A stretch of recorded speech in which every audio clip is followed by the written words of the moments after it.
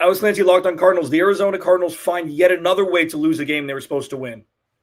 Jamil Douglas, former NFL offensive lineman. Who's to blame for this loss versus Jacksonville? Let's get it. Rise up, Red Sea. It's the Cardinals squad. Everything Arizona Cardinals every week. Covering all the big hits and game-changing plays from the Valley of the Sun. The way only the Locked On Podcast Network can. Gear up and squad up. The Cardinals Squad Show starts now. Cardinal Squad Show, immediate reaction show immediately following the game. Alex Clancy, Jamil Douglas. Ben has the night off, so we'll be holding it down for you guys. Cardinals lose 27-24, another game they probably should have won. Turned Jacksonville over 4 times. We're going to get into all of it. Instant reaction, the good and the bad. What now as they fall to 3-8, and lessons of the game as we tend to do here on the post-game show. Thanks for making Cardinal Squad Show your first listen, a part of the #1 sports podcast platform on the planet. Now, it's absolutely insane how the meteoric rise has happened for Locked On. Today's episode of the Cardinal Squad Show is brought to you by PrizePicks. Download the PrizePicks app. Use code LOCKEDONNFL to get $50 in lineups after you play your first $5 lineup.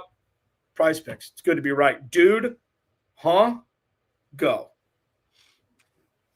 I mean, I've never watched a team in which after the games are over, it's so hard for me to pinpoint exactly what went wrong. You win the turnover battle. You win time of possession. Obviously, you give up the 6 sacks. I think you win third down percentage-wise, maybe by a little bit. But it's just so frustrating in terms of you should win this game. You don't turn the ball over and you win the time of possession. Typically, those are your keys to victory when you play. But just a super frustrating game. I mean, you don't rush the ball for anything. I think 50, 55 yards on the ground. And so, but you pick it up in terms of throwing the ball through the air. I thought the ball was being spread around. I mean, Greg Dortch has a coming out party. Michael Wilson looks like a #1 receiver. And so there are some things that, are bright spots, but there are no moral victories in terms of what the loss actually was. Yeah. I mean, these are all the same things we're talking about. It's like last week was English in the South, and this week was English in the UK. It's the same language. It just sounds different. It looks different. It's how the Cardinals have managed to lose 5 of the 8 games needs to be studied. Like, even so, say take away Seattle the first time, 4 out of the 8 losses should, quite literally, should have resulted in wins. 100%. San Francisco, Tennessee, this one, the Cardinals should have won this game. We're going to get into the offensive line, how I was right when people said it was crazy. I love saying I was right. It doesn't happen often. But where I said they should have drafted an offensive line or added to the offensive line, it's obvious that that's the glaring issue. So there's some good and bad from today, obviously. But for me, the good is sustainable for the future. So I guess that's like the red ribbon you tie around this excrement package that we watched. The fact that you're right, time of possession, sustained drives. Michael Wilson is a bona fide wide receiver in this league. If anybody questions the validity of last week, this game was contested the entire game, and he was always open. And he had the defining large chunk catch. Maybe his celebration took a little longer than it should have, but nobody else had any sort of motivation to get that ball spiked. They had at least one more play that they gave up. Yeah, that whole scenario, I mean, there was 17 seconds on the clock when he caught the ball. I think they snapped it with maybe 6 seconds. There was more than that. Was it more than that? 24? I think it was 25, 27. Okay, and then when it got set, it was 17. Yeah. When the ball got set. We talked about this a couple weeks back in terms of what takes teams over the hump in the win-loss column. Situational football. That has to be a kill type of situation where you kill the clock. You have to spike it because now you give yourself the chance to either run 2 or 3 plays. I mean, you're in the red zone at that point. Each play may take 5 or 6 seconds, so you possibly can run 3 plays. I don't like the decision to not kill the ball and to run the play.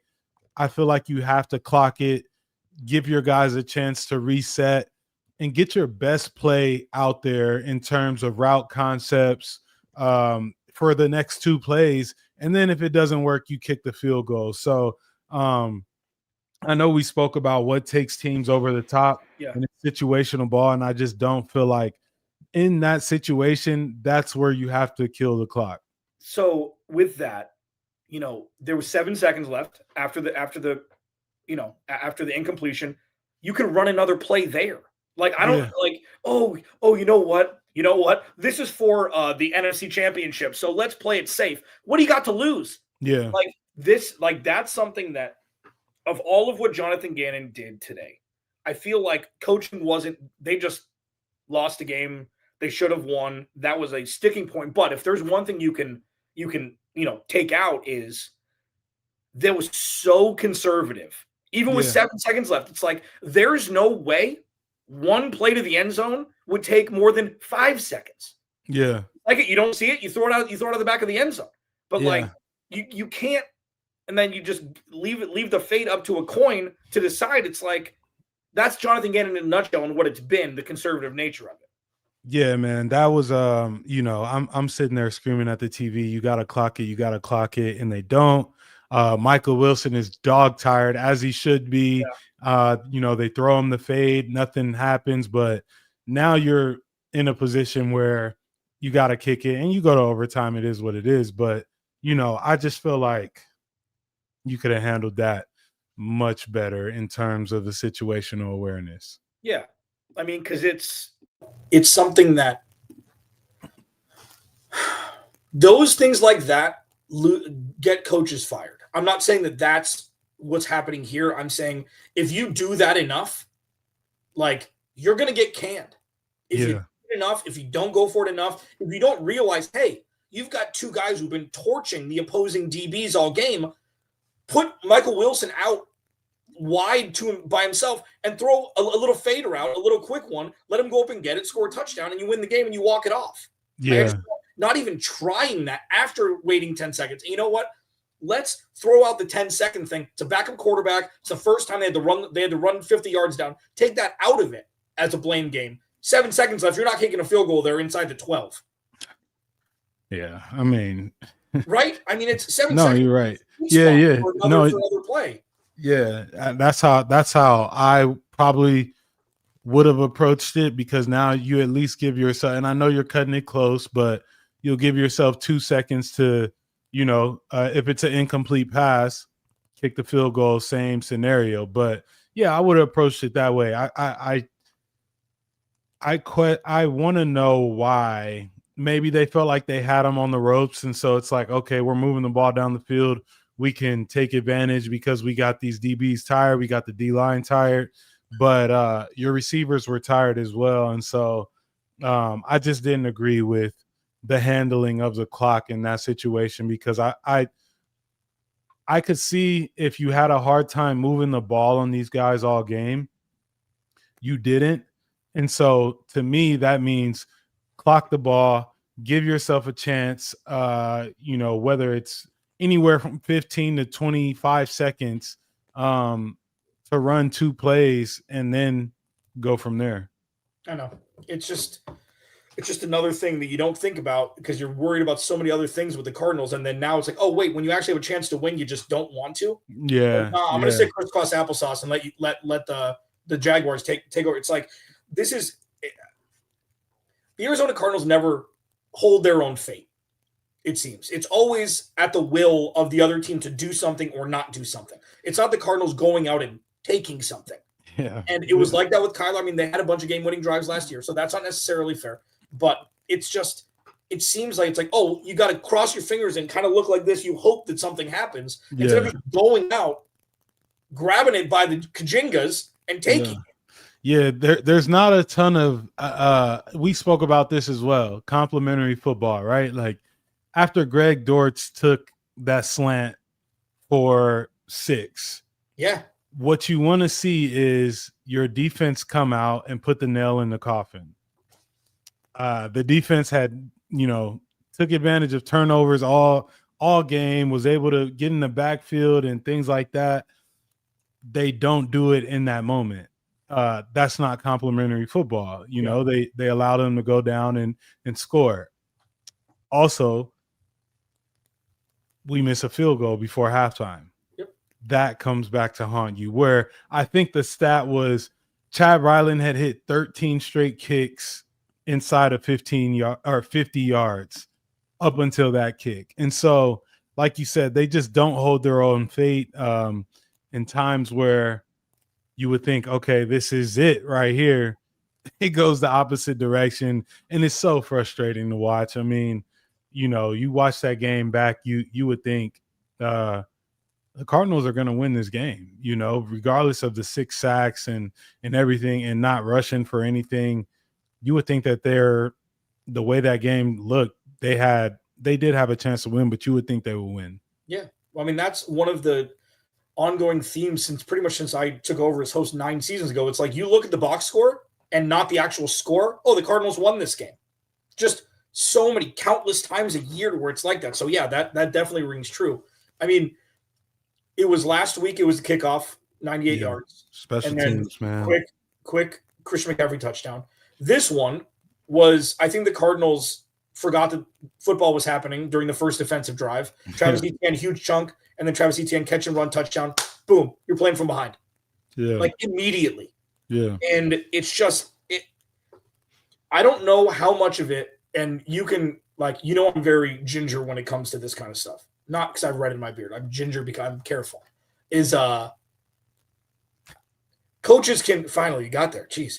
Coaches can only do so much, or is this an absence of coaching getting people like special teams with Jeff Rodgers has been solid. JG obviously taking over as the head coach. That can't happen anytime, let alone when the wheels have fallen off and you're at the studs 2 games in a row. They look different, but it was the same. Yeah. Typically, I would say, yes, special teams has been solid. 2 plays in the past 2 weeks have, I think, changed the course of what the game should be. Obviously, the kickoff to start the game last week, and then the missed field goal before half. You don't get the ball when Jaguars get the ball back. They're able to possibly double up on you. And so I don't know, man. I think this is why it's so hard for me. I've never been in a position where I watch a game and I say, okay, this is I can place the blame here. I can't. I mean, the defense had 4 turnovers. Yes, there's 27 points on the board, but they had 4 turnovers. So and then the offense didn't turn the ball over. So it's so hard for me to say that it's the players. I think the little things do matter, man. How you manage the clock, the situational awareness. I truly believe if you clock that, if you're telling Jacoby clock it, I think the Cardinals score within those, 17 seconds, whatever the amount of time was. I think they score in that amount of time. So if I have to place it somewhere, I'm gonna have to say coaching, man. Yeah, I mean, I wonder, and one of those obviously turnovers resulted in a touchdown. So it's just like, like here's Walter Nolan with the big 6. Yeah, the big 6, the thick 6. Yeah, the thick 6. Here we'll get into the good and the bad next. And I said that the good is sustainable, and it is, but the bad is obviously far outweighing what we can look forward to in the future. We'll break all that down. Jamil Douglas, Alex Clancy, Cardinal Squad Show. We'll be right back. Today's episode of the Cardinal Squad Show is brought to you by PrizePicks. Holiday season, man. We're here. It's one of the best time in sports. Bowl games, basketball matchups, playoffs. It's all happening at once. And while you're all making choices every day, one of the most fun places to make the right call is PrizePicks. PrizePicks is the easiest way to get in on daily fantasy. Pick more or less on at least 2 player projections. lock in your lineup, and you're in. It's simple. 45 states has it now, including California, Texas, Florida, and Georgia. You can choose from a huge range of unique stats: fantasy score, field goals attempted, free throws made, turnovers, touchdowns, whatever it is, whatever fits your strategy. So download the PrizePicks app today. Use code LOCKEDONNFL to get $50 in lineups after you play your first $5 lineup. That's code LOCKEDONNFL to get $50 in lineups after you play your first $5 lineup. PrizePicks. It's going to be right.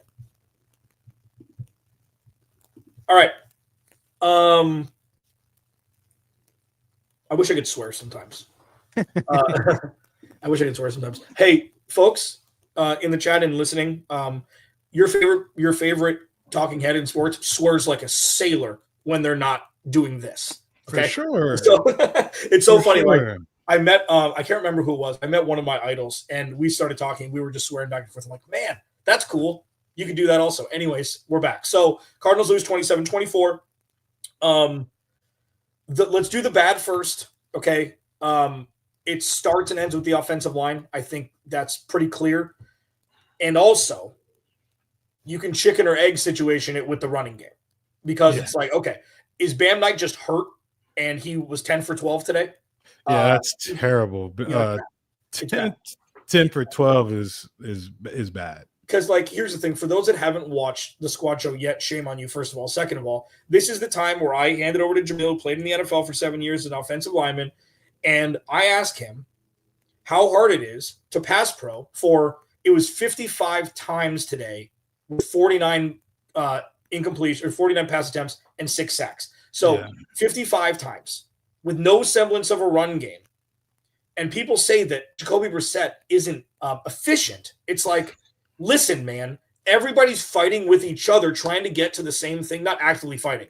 But the only thing that's a remedy for this, they can't do.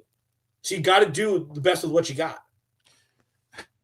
Yeah, the people that have kind of come after Jacoby and said that he's not a better fit or whatever the case may be, like, I don't know. We have a real case right now, but 49 times you give up 6 sacks or 55. Was it 55? It was 49 attempts and 6 sacks. Okay, 6 sacks. The offensive line, it's so interesting because, you know, they're still running play action with this offense. there's a lot of play action, but there's no run game. And so it blows my mind that you know, the play action is even still in there. Obviously, I'm a proponent of play action, but that's when you have a run game to marry it with. Realistically, what Jacoby has been able to do without the run game, to me, is impressive. To know that he's going to either throw it to Michael Wilson or Trey McBride, and then obviously Greg Dortch has, you know, 6 receptions today. But to know that he's going to drop back and throw the ball, and for them to not turn the ball over through the air is it's impressive. That being said, the offensive line. That being said, the offensive line, man,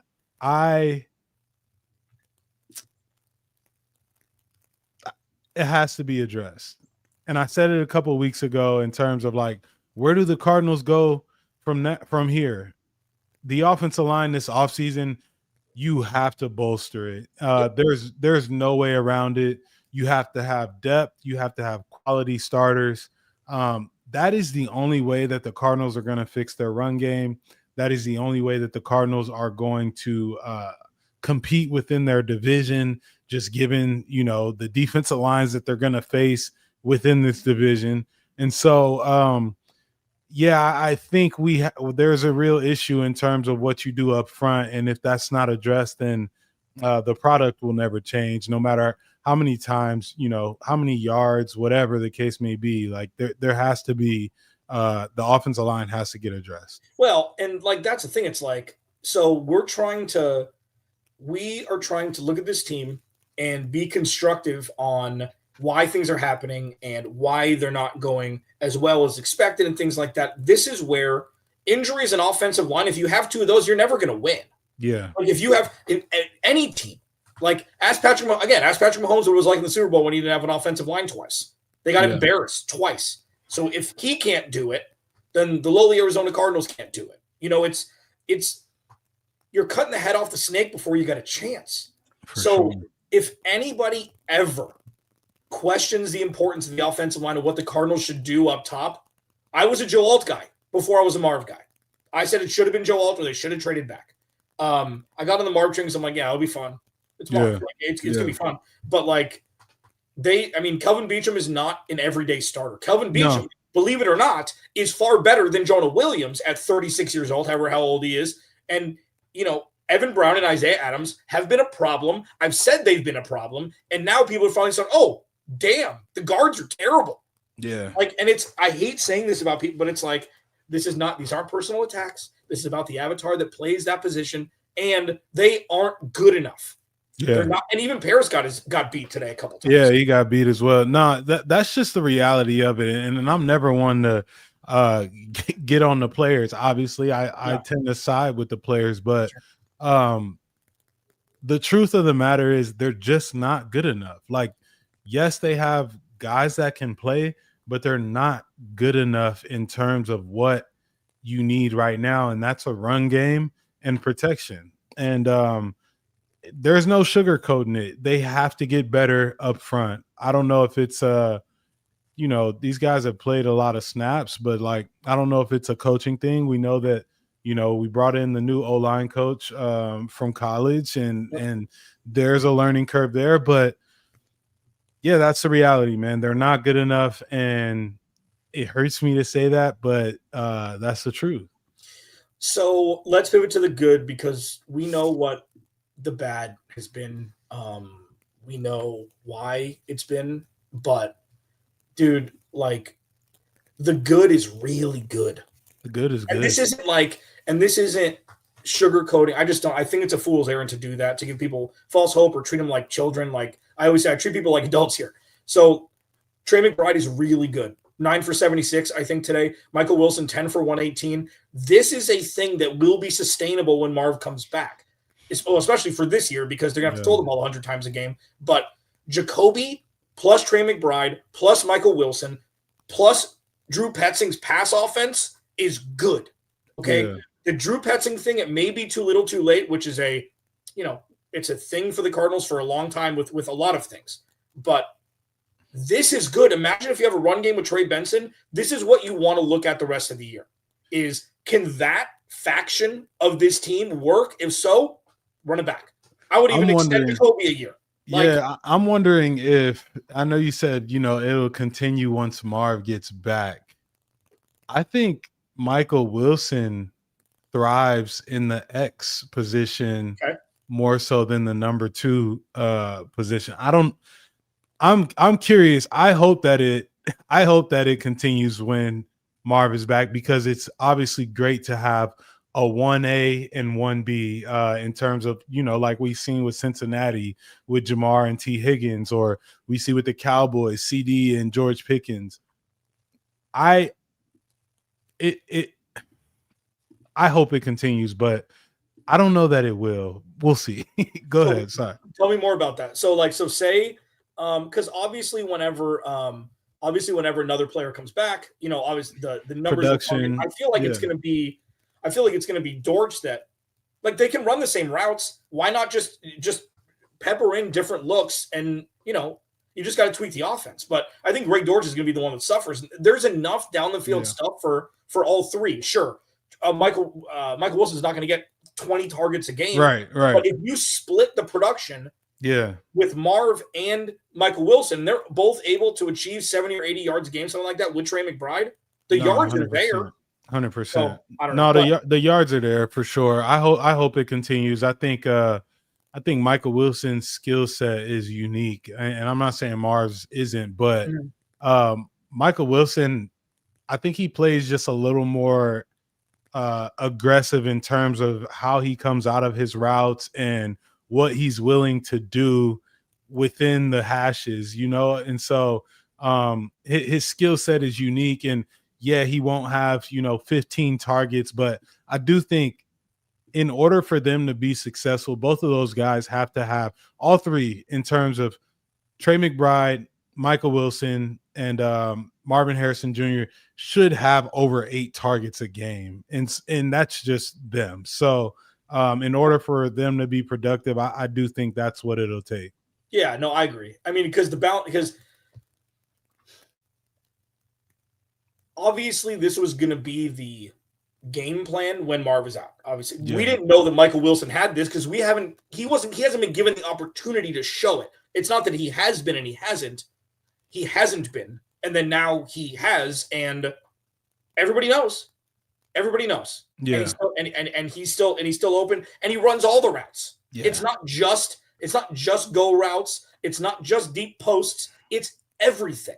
Yeah, he's really good at the route tree. And dude, listen, if he ends up again, what we saw is sustainable if given opportunity for Michael Wilson. You can't fluke this into 300 receiving yards in 2 games when you're given your first shot with the guy who throws the ball down the field. Yeah, 100%. So, I mean, now you can be like, hey, the Cardinals don't need to go out and get a wide receiver. They got one.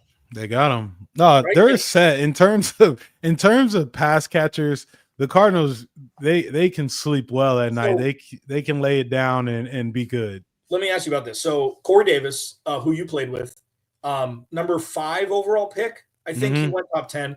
He had this Michael Wilson time, and then he was gone. Yeah. He was very boomer bust early. It had a lot to do with Mariota, I'm assuming. Just a different style, Derrick Henry, and then he went to the Jets. He went to the Jets. So he's had, in his career, he had, 15 big games, and the rest was nothing. Yeah. The rest was not good football from wide receiver position. So I wonder if that's a possibility here. It just seems so pure. Well, I say this.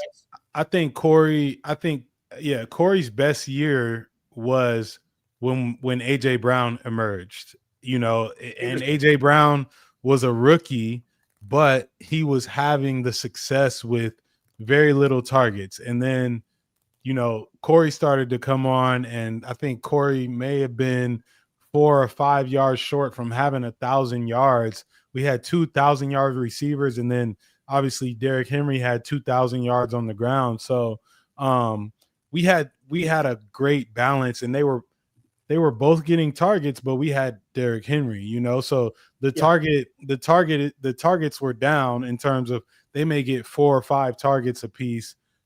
The Cardinals don't have a Derrick Henry back there, so that's why I say the 8 targets per guy kind of sounds, like it's achievable for them. But sure. I agree, a great 1-2 punch. Just staying on what was good. Yeah.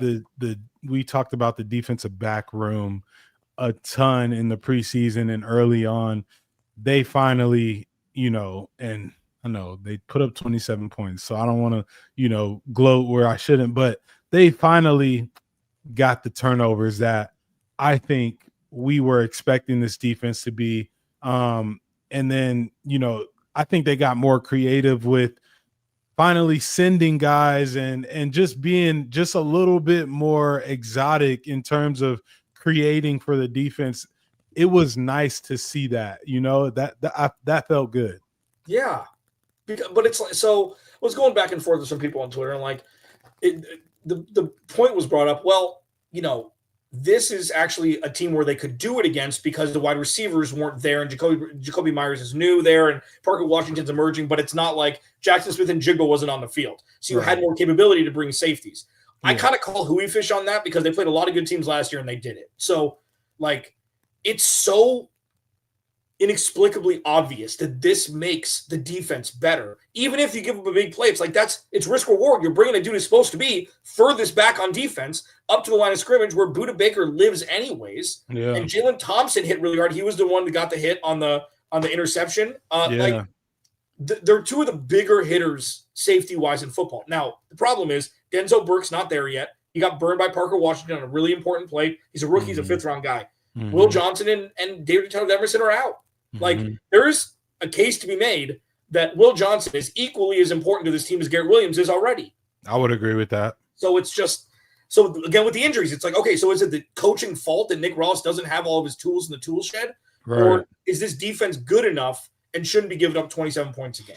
I don't think they should be giving up 27 points a game, especially to Jacksonville. Like you said, they don't have a ton of weapons on offense. I think this was a game in which I felt like if the Cardinals play, if I saw this stat line of the Cardinals had 4 picks, I think 5 turnovers total and maybe 4 turnovers total, that they would win this game just based off of that stat line alone. And so it's tough, man. I mean, I don't know, when you score on defense, typically you win a game.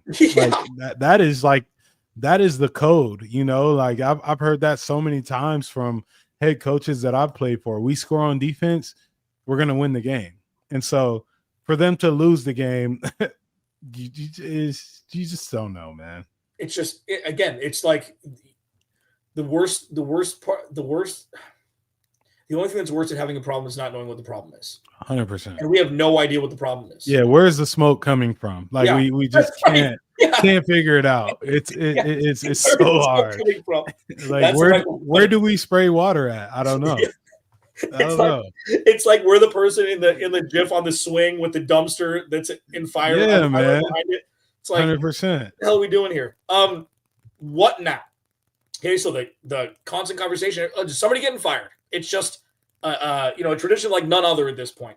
I think that we'll talk about. I think there was a lot more good than bad today, even though the bad was bad. What does it mean for the future of this team, imminent and real future? We'll discuss it next.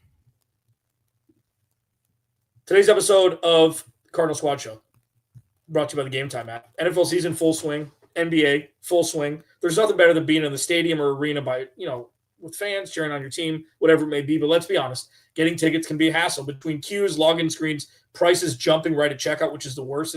It's frustrating. That's why I use Gametime, the app that gives the advantage back to the fans. And Gametime is fast, easy, backed by the Gametime guarantee. You'll always get 100% authentic tickets delivered on time and at the best price. Plus, all fees are included, so the price you see is the price you pay. Panoramic seat view.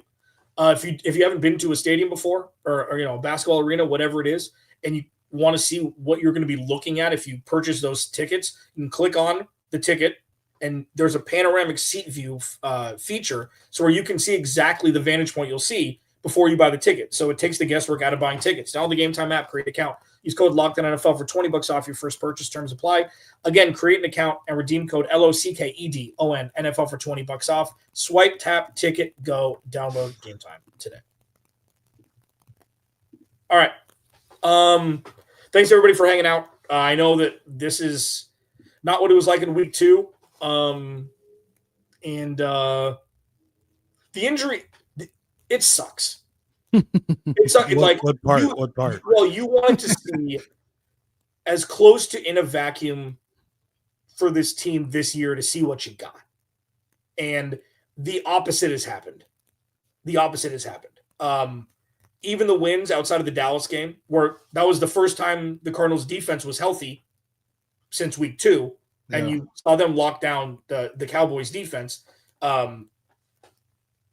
It just sucks. Like, I never will make injuries an excuse. You've never done it in your entire career. And after, it's like, I think it's a fool's errand. It's like, well, you just take the hand that you're dealt. And unfortunately, there are some real life implications for this team with not just how this year ends, but like the production that's, put in place and how hard the team fights. Today, let's just check a box. For those that think that Jonathan Gannon, the players have given up on the team, we're just going to say no for that. No. Okay. It looks scary after the first defensive drive. Yeah. It's like, if we're going to see this again, we're going to have the conversation again. Yeah, but these guys fought. Everybody's having a good time out there. They played hard. Yeah, they played hard. Yeah. So what now? What's the mindset going in? You just evacuate the run game? Like, what now?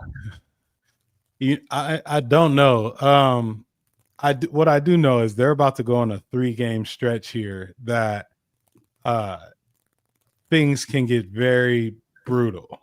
You got Tampa, the Rams, who are playing right now, I believe, and then the Texans, whose defense is just chewing people up and spitting them out.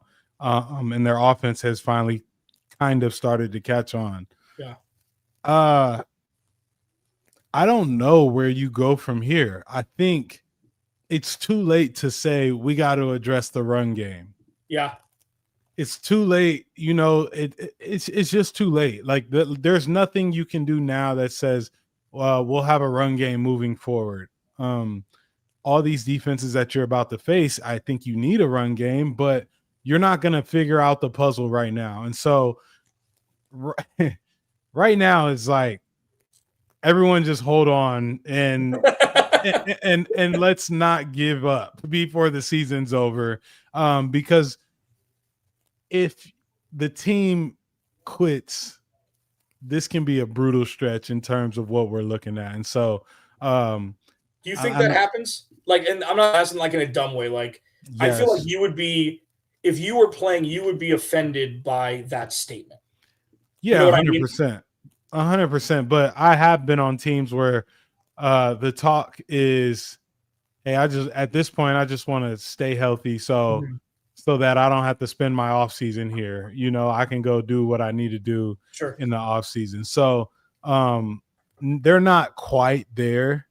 Like that would be like the last 2-3 weeks of the season. You still got, 6 games left. It's still a long football season left. And these guys have been through a lot of downs. I don't want to say ups and downs, but a lot of downs, this season. So at this point, I think as a coach, you're looking at it like, please don't throw in the towel on me. Like, hopefully they believe in the coaches right now, and they're still willing to play hard because they're about to face some teams that have a lot on the line. Yeah, and that's well put. It's and then they get Joe Burrow in week 17, and you got the Rams in week 18. I'm scared for it's like how do you fix the offensive line? How do you piecemeal it together to where Jacoby Brissett, and I said this as a joke on Twitter after watching the Texans game on Monday night. Thursday night. Yeah. They could sack him 10 times. Yeah. This is not a joke. They can sack him 10 times and knock him down 5 more. Yeah. And it's something that, how do you combat that without just throwing wide receiver screens? Like, truly, if you can't run the ball, Tip Ryman, and I've said this countless times, like, Tip Ryman is severely missed. You could use him to chip right next to the right tackle, whoever it is. He's a big dude who can block linebackers. They've got nobody. Yeah, they don't because right now, if they don't get their guys out on routes, it's going to be a sack. And so I think, when you're weighing your options, it's like, okay, do I want to let Trey McBride chip my defensive end? Well, no, I need him downfield to, open up some other things or get him the rock. And then I do believe you could use your running back to do that. I have not seen them be good in pass protection with the back just sitting in the backfield. Like, you might as well go chip and be hot if someone, comes up the middle. So I think what you have to do moving forward, and what I think Jacoby has done a decent job of it, but if you're not going to, if your O-line's not going to get any better throughout the year, the ball has to just get out quicker. And that's just the reality of it. Now, you don't get as the downfield shots that we've been seeing to Michael Wilson and Marv when he gets back and Trey McBride. But the positive of it is those guys can get yards after catch. Like, these aren't just possession guys. These guys can actually make something happen when they get the ball in their hands. So, like we saw Greg Dortch take the slant, like those type of things have to be done as the season, this gauntlet starts. You're on the road at Tampa and at Houston. And so you've got to get the ball out your hands if you're not going to be able to kind of bolster the O-line right now,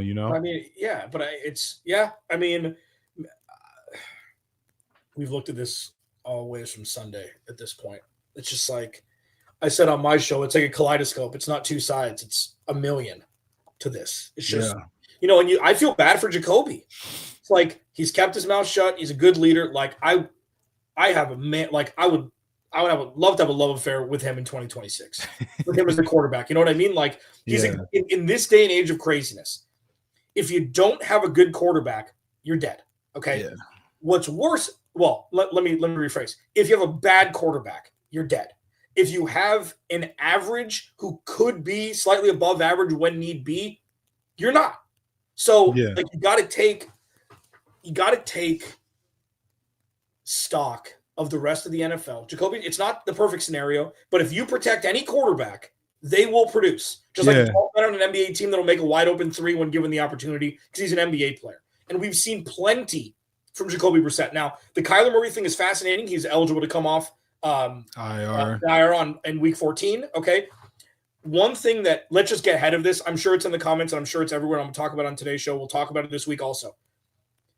This offense, when the offensive line was protecting Kyler Murray early in the season, looked nothing like this when the offensive line is not protecting Jacoby Brissett. Like, there's no way that Kyler Murray would be able to produce what Jacoby Brissett's producing right now, irrespective of he can maybe get out of a sack or two. There's not at this point. Thank you. It's not. There's enough evidence to show it. This isn't recency bias, right? And I mean, listen, Jamil, like, to be completely honest, you were not a Kyler dude pretty much from the beginning.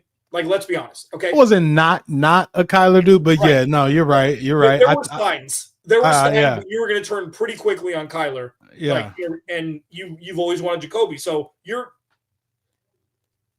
taking the victory lap now, and so to speak, but they're still losing games. So it's they're still losing. The offense looks better. Right. But does it just look a varying degree of bad because they're still not able to – I mean, they only put up 17 points today. Yeah. I know.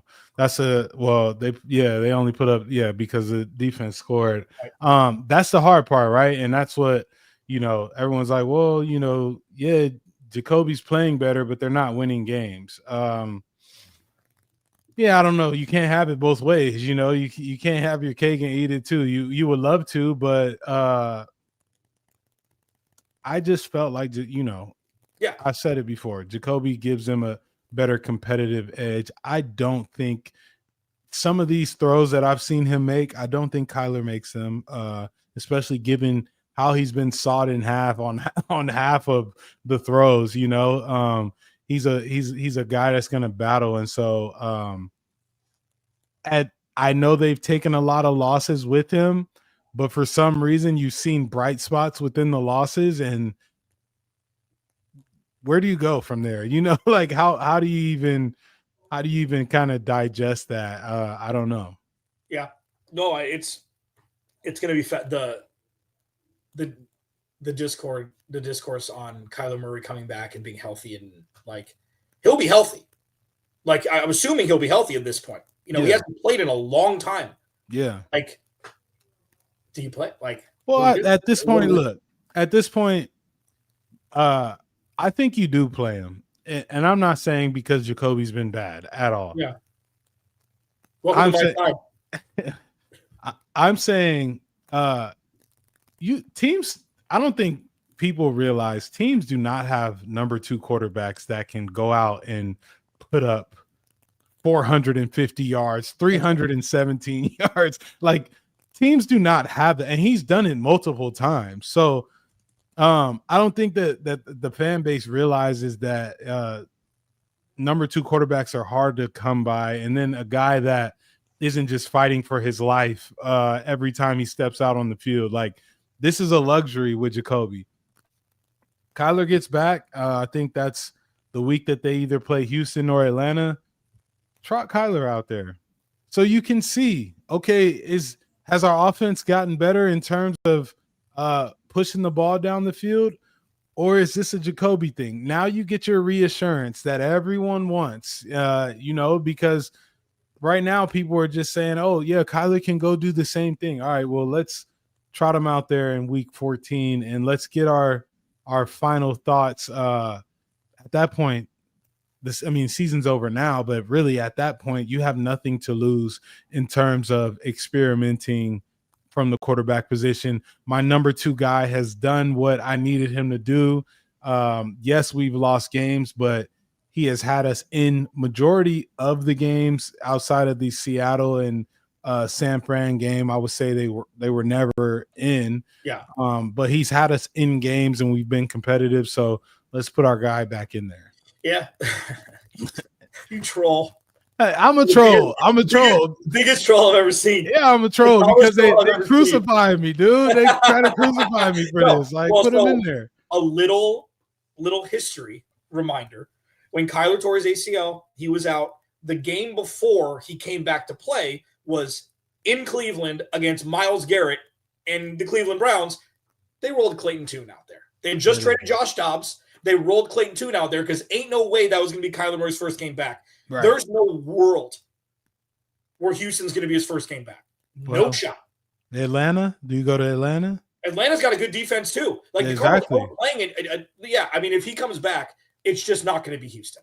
There's no world where you have Will Johnson and Danielle Hunter and those savages on the other side. Like that defense is so scary. And then you got, Derek Stingley and Jalen Petrie and like you've got all these dudes. Kamari Lassiter, like that's a squad. And you don't like Jacoby. Like I don't know, man. I just feel bad that Jacoby's just like, well, I'm just going to get drilled every third snap. I mean, and he's taking hits, right? Like even the one on the sideline today and within the pocket. And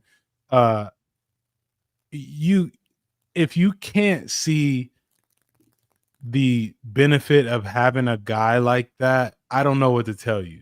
Because a lot of guys would not continue to come back and stand in the pocket and deliver strikes the way that he has. And I just believe that given where their offensive line is and given where, their run game is, he's going to give you the better chance of winning. But the season's over, so put Kyler in there and let Kyler roll around. Yeah, I mean, the only thing, and we'll, we can put a button on this quickly here, is like with the injury clause, like that gets exercised, he gets hurt again.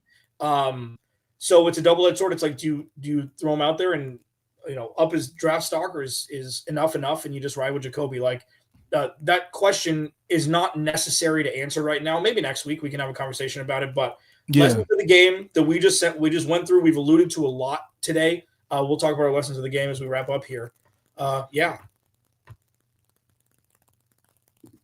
So, I mean, here's the thing is yuck,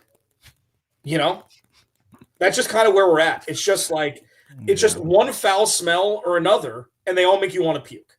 Yeah. Cause it's the close nature of all but 2 of their games. They've all been 1-score games. 9 out of 11 have been 1-score games. And of those 9, the Cardinals probably should have won 4 more than they have. Yeah, for sure. Even with Jacoby Brissett, like against Green Bay, there was that 4th down call on with 5 minutes left where they could have come down and scored, but it was me in the backfield doing the tush push for Jacoby.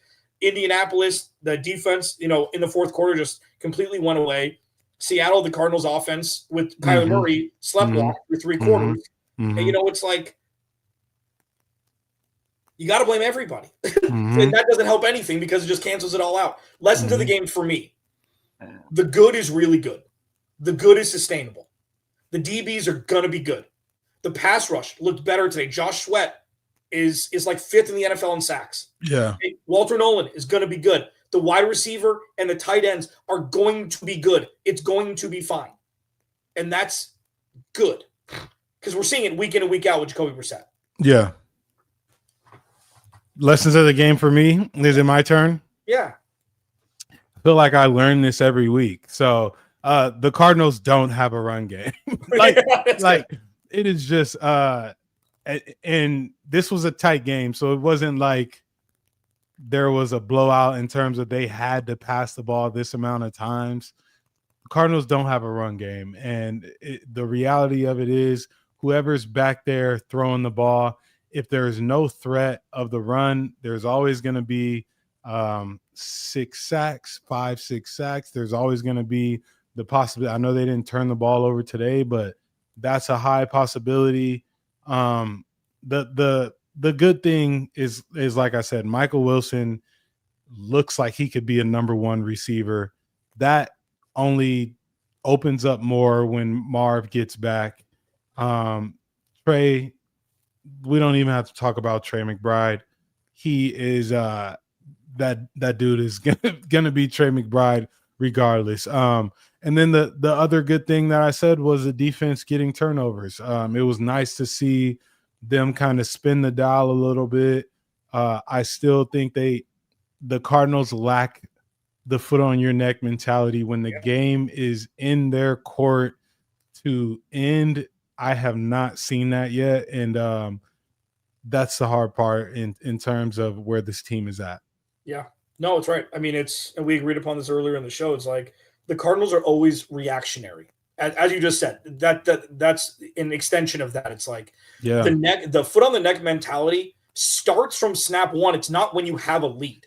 100%. Like, go make other teams adjust to you. And I know it's more difficult because of the injuries and stuff. Like, I get it all, but it's like the Cardinals had multiple opportunities to dial it up, as you said today. Yeah. When you're up, take a shot. Like, take a shot. Yeah. Like, the fact the Rams, if the Rams are up 30, they're still throwing the ball down the field. Yeah. Like, Steve Spurrier in the hell out of it. The Lions, all these teams, it's like the Cardinals have the capability with Trey McBride and Michael Wilson to do that, and they're just not.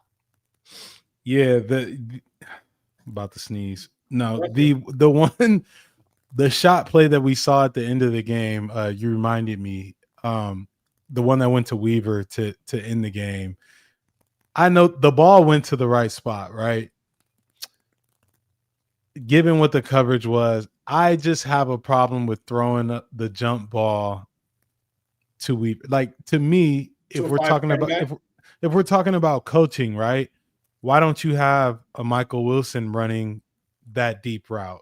Like, yeah, maybe you wanted to hit him on the end route or whatever the route was that he ran, but it's fourth down. If you know there's a possibility, which I don't know if they do or not, I'm putting my best guy in position to make that play. And so we talk about coaching. That could be something that maybe the coaches could have had a better personnel package for that play given the situation. But yeah, I mean, I don't know. Yeah, no, I know, I get it. I mean, and it's totally counterintuitive to what they did at the end of regulation. Yeah, they were super conservative. Now, I see Ed. For Jamil, you don't know this. Ed Romero is the original P1, the original OG from 2017. So, when it comes to this, I don't really care. Like with the deep ball, I don't care, because like I'm glad that they didn't kick the field goal.